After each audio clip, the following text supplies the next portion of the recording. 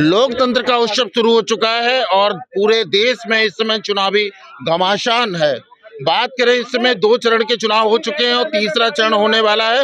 वहीं पर इस समय भारत 24 की जो टीम है मौजूद है कानपुर में, और कानपुर में चौथे चरण में 13 मई को यहां पर मतदान होना है। और इस समय हमारे साथ मौजूद हैं बहुजन समाज पार्टी से राजेश द्विवेदी जी। लगातार दौरे कर रहे हैं, लोगों के बीच जा रहे हैं, तरह तरह के वादे, तरह तरह के चुनावी दाव हर प्रत्याशी यहाँ पर लगा रहा है। वहीं पर राजेश द्विवेदी से जानने की कोशिश करेंगे। इस समय चकरपुर मंडी में मौजूद हैं किसानों के साथ, क्या कुछ मुद्दे हैं और किस तरह का रिस्पांस। और लगातार आप जो है तूफानी दौरे कर रहे हैं, जनता से मिल रहे हैं, अब क्या कहेंगे, बहुत कम समय रह गया है। हमारे जितने भी पार्टी के लोग हैं वो चुनाव में पूरी तरह से लगे हुए हैं, चुनाव लड़ रहे हैं। हमारा ब्राह्मण समाज हमारा पूरा चुनाव लड़ रहा है और हमारे अकबरपुर के सभी साथी हमारे जितने हैं वो सब चुनाव में मेरे साथ मदद कर रहे हैं। और मैं अपना चुनाव पूरी तरीके से रात दिन मेहनत करके लग रहा हूँ, कर रहा हूँ, और ये आशा करता हूँ कि जनता हमारे मेहनत पे ध्यान देते हुए और हमारे कार्य क्षेत्र को देखते हुए मुझे भारी सहयोग देगी।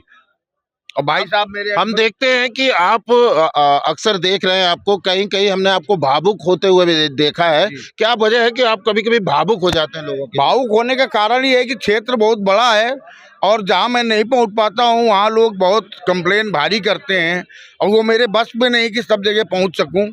इसलिए मैं बहुत भावुक हो जाता हूँ कि जनता का इतना प्यार मिल रहा है और हमको लोग बुलाना चाहते हैं, सब लोग मिलना चाहते हैं, लेकिन समय के अभाव के कारण मैं सभी जगह नहीं पहुँच पाता हूँ। इसलिए मेरा मन कभी कभी बहुत दुखी हो जाता है। जिस तरीके से आप लगातार दौड़ रहे हैं, दिनचर्या आपकी देखते हैं, कभी मंदिर में तो कभी आप चाय की दुकान पे देखते हैं, तो कभी आज आप सब्जी की मंडी में मौजूद हैं, तमाम सब्जी वालों से आप मिल रहे हैं, तमाम किसानों से मिल रहे हैं, लेकिन क्या कुछ इरादे के साथ यहाँ पर पहुँचे हैं? हम जानना चाहते हैं कि हमारे मंडी के व्यापारियों की क्या डिमांड है, उनको क्या परेशानी है। हमारे किसान भाई यहाँ माल लेके आते हैं, उनको क्या क्या समस्याएं उठानी पड़ती हैं। मैं ये जानना चाहता हूँ कि आगे चल के ये सब बातें मैं लोकसभा में उठाऊंगा सदन में कि ये समस्याएं किसानों की, व्यापारियों की दूर की जाएं। एक आखिरी सवाल, जिस तरीके से 13 मई को मतदान होना है, तो इस बार अगर राजेश द्विवेदी की बात करें तो राजेश द्विवेदी किस तरह से जीत को लेकर पूरी तरह से उत्साह है? क्या लगता है किससे मुकाबला है और अब मंजिल कितनी दूर है? मुकाबला हमारा, दोनों पार्टियां लड़ रही हैं, दोनों प्रत्याशी लड़ रहे हैं, लेकिन वो हमारे साथ बहुत पीछे हैं। जनता राजेश द्विवेदी को वोट आखिर क्यों दे? क्या ऐसा क्या आपका रोड मैप है कि जनता राजेश द्विवेदी को इस बार चुनने जा रही है? जनता हमारे क्षेत्र की भाजपा से बहुत नाराज है। भाजपा के जो सांसद रहे उन्होंने जनता की बहुत उपेक्षा की है, इसलिए जनता हमारे साथ है और हम जनता के साथ हैं।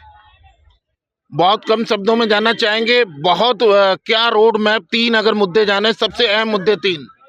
5 विधानसभा में बड़ा एम्स बनवाना और 5 विधानसभा में एक बहुत बड़े स्तर का कॉलेज बनवाना जिसमें शिक्षा मुफ्त में दी जाए।